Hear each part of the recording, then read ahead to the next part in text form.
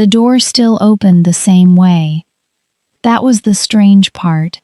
Same iron latch, same little groan in the hinge, same cool brass under my palm.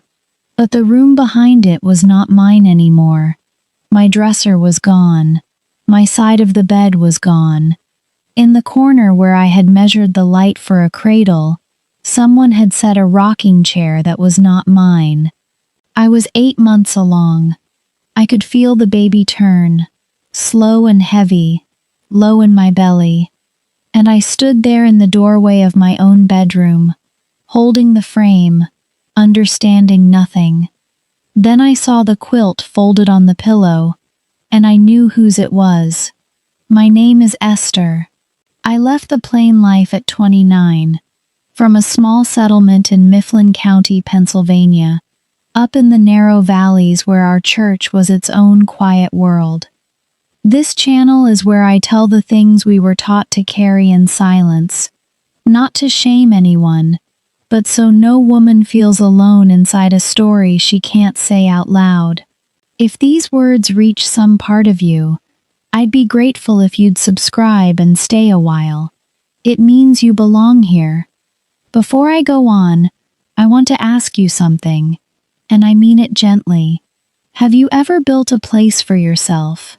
A room, a corner, a small safe space, and watched someone give it away like it was never yours?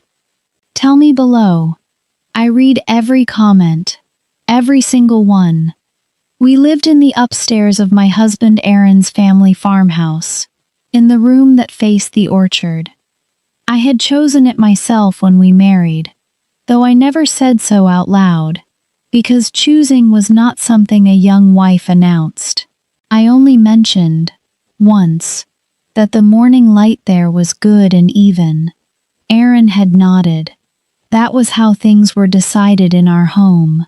Softly, sideways, in the space between what a woman hinted and what a man allowed. For 3 years it was enough. I did not know yet how quickly a room could stop being yours. I did not know a wall could be moved without a single hammer. That spring I was carrying our first, and my whole body had turned toward one small task: nesting, the English midwife would later call it. I only knew that I could not stop. I washed the same little gowns twice. I swept a corner that was already clean. I stood at the orchard-facing window and pictured a cradle set just there, where the sun came in but never too hot, and I felt something in me settle that had never settled before. My hands were always moving. My back ached low and constant. And for the first time in my life, I wanted something with a fierceness I did not have words for. Aaron was a quiet man, and I want to be fair to him, even now. He was not cruel in the way people picture cruelty.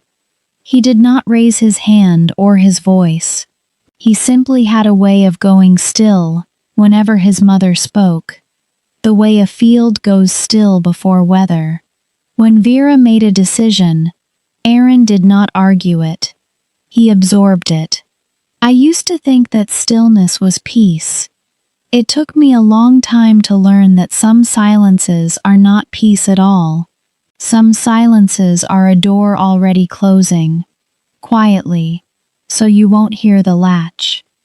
His mother, Vera, had come to stay with us in the late winter.